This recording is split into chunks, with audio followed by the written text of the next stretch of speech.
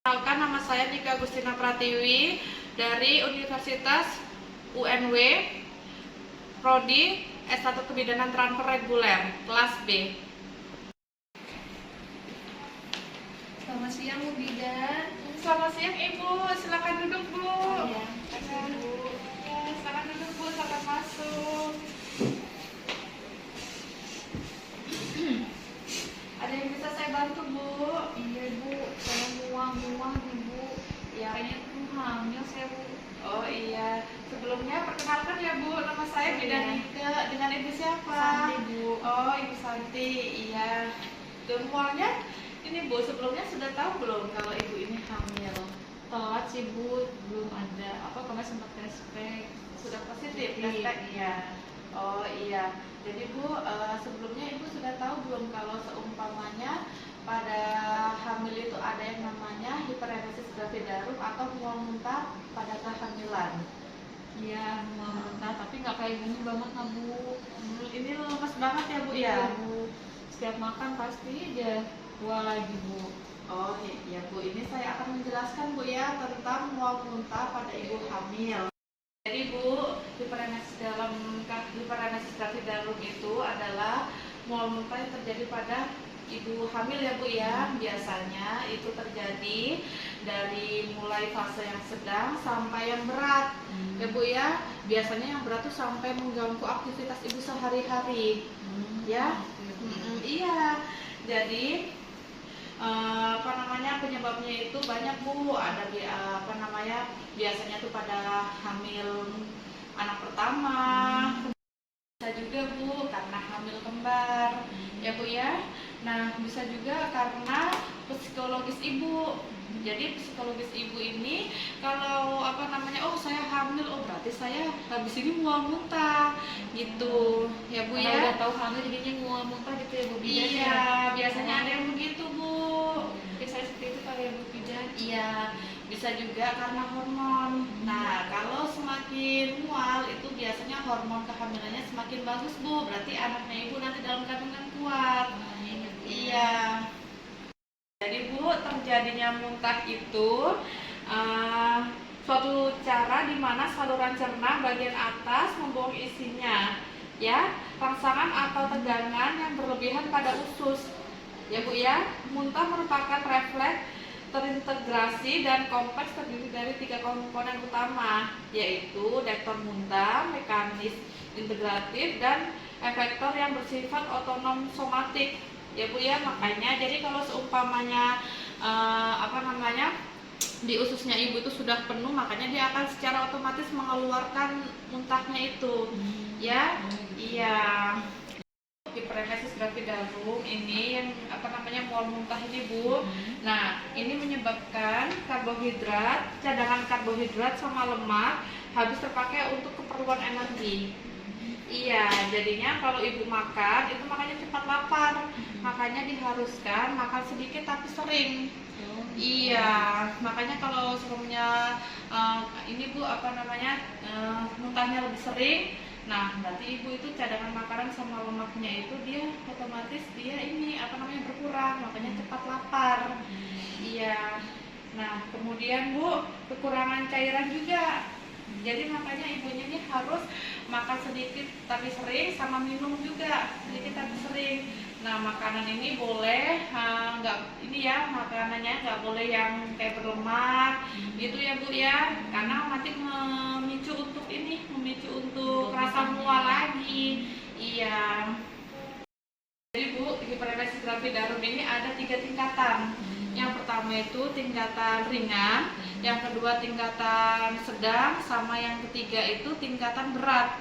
Ya, kalau yang tingkatan sedang ini, tingkatan ringan atau yang biasanya kita sebut dengan tingkatan 1, itu biasanya, Bu, mempengaruhi keadaan umum penderita. Ya, ibu merasa lemah, nafsu makan tidak ada, berat badan menurun, dan merasa nyeri pada ulu hati ibu. Ya, Bu, ya. Nah, biasanya kalau kita cek nadi ibu, biasanya nadinya itu meningkat dari biasanya. Iya.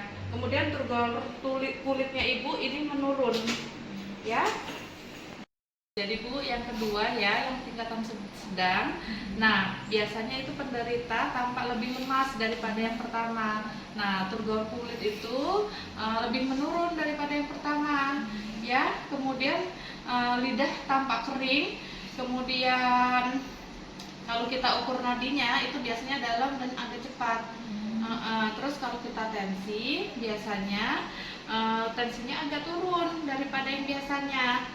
Kemudian mata sedikit yang putih-putih ini sedikit warnanya kuning. Ya, kalau dalam bahasa medisnya biasanya disebut dengan ikterik. Iya. Kemudian berat badan tuh pasti turun ya Bu ya, karena kan ini ya nggak makan dan minumnya juga berkurang. Kemudian biasanya itu Bu, ini kencingnya juga berkurang. Iya. Nah, jadi yang terakhir ini Bu, yang ketiga, yang berat ya Bu ya. Nah, keadaan umumnya itu pasti lebih buruk daripada yang pertama sama yang kedua. Jelas ya Bu ya, turgor kulit sudah pasti sangat turun banget, beda sama yang kedua ya Bu ya. Nah, biasanya itu Bu bisa terjadi ini ibunya sampai kayak gini loh Bu, kayak kayak gagal fokus. Iya, bisa juga terjadi sampai koma Bu. Takut ya Bu ya? Iya, nah masih banyak Bu komplikasi yang terjadi ini hiperemesis ini Bu ya, kalau tidak ditangani dengan benar. Iya, jadi biasanya itu Bu suhu tubuh meningkat karena kan Ibu pasti kekurangan cairan. Iya, kemudian tensinya itu sudah pasti turun ya Bu ya daripada yang tingkatan kedua. Iya. Jadi Bu, kalau seumpamanya terjadi hiperemesis gravidarum atau terjadi mual muntah pada kehamilan berlebihan, kalau yang grade 2 sama grade 3 itu biasanya pasien harus dirawat di rumah sakit. Iya, jadi kalau seumpamanya masih yang grade 1 yang tingkatan ringan, itu tidak perlu dirawat di rumah sakit. Karena kan kalau di rumah sakit kan pasti kita pantau makan ibunya, kemudian kita kasih cairan penambah tenaga ibunya biar nggak sampai dehidrasi. Jadi Bu, ini ya nanti kalau ini kita berikan obat-obatan ya Bu ya, obat-obatannya itu nanti kita kasih obat ini suplemen ya Bu ya, kemudian ada vitamin juga, terus Bu anti mual ya, ini diminum waktu mual aja ya, tapi kalau nggak mual ya nggak usah diminum. Kemudian Bu, obat-obatan yang saya jelaskan tadi itu semuanya bersifat untuk mengurangi mual dan muntah Ibu ya Bu ya. Kemudian nutrisi untuk Ibu yang mengalami hiperemesis gravidarum ya Bu ya. Jadi nutrisi ini Bu nanti Ibu makan seperti biasa, tapi jangan yang kecut yang pertama, kemudian jangan yang ini yang berlemak, kemudian yang mengandung kafein jelas Bu ya, tidak boleh ya Bu ya. Dan biasanya ibunya ini harus makan sedikit tapi sering, baik itu cemilan, makanan, sama minum terutama dijaga ya Bu ya.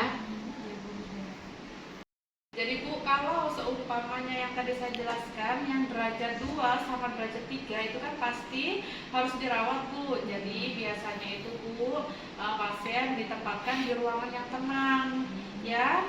Kemudian dibikin senyaman mungkin lah Bu, biasanya hanya perawat sama dokter yang boleh masuk.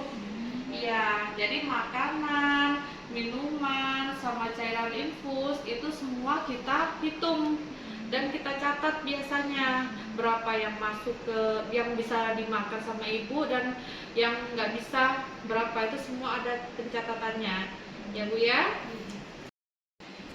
Jadi Bu, kalau mual muntah pada awal kehamilan biasanya itu di bawah 4 bulan. Itu hal yang normal ya Bu ya. Iya, jadi memang perlu Bu kita itu dapat dukungan psikologis dari suami dan keluarga. Nah, ini Bu jangan dibikin kayak stres duluan. Iya, karena nanti pasti berdampak tuh sampai persalinannya. Jadi yakinkan Ibu bahwa kehamilan saya ini kehamilan yang baik-baik aja dari awal sampai akhir kehamilan dan persalinan normal. Gitu ya Bu ya. Iya.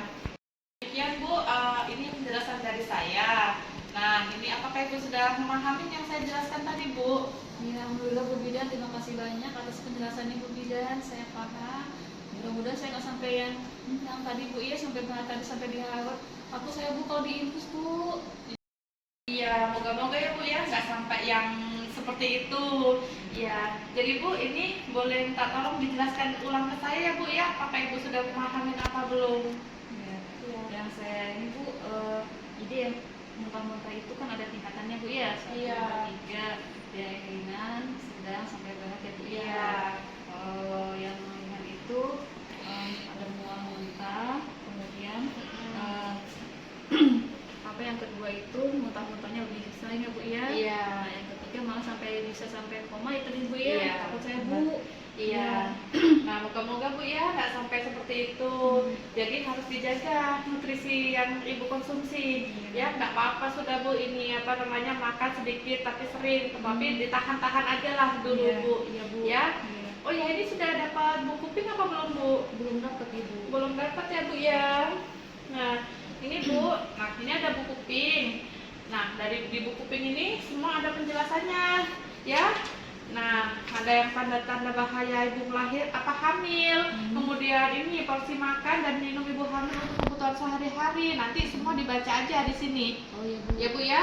Nah, banyak tuh. Jadi nanti buku kuping ini dibawa setiap kali kontrol, ya. Iya Bu. Ya. Oke. Sudah Bu ya, sudah cukup ya penjelasan yang cukup, saya ya. kasih ya Bu ya. Iya, Bu. Terima kasih Ya. banyak ya Bu ya atas Iya. penjelasannya Ibu. Ya, terima kasih Bu ya atas kunjungannya ya. Terima kasih banyak, Oke, Bu. sehat-sehat selalu ya Bu. Amin, amin, Bu. Ya, mari Bu. Iya, makasih banyak Bu. Setiap selesai melakukan KIE kepada pasien, harap didokumentasikan ke dalam file.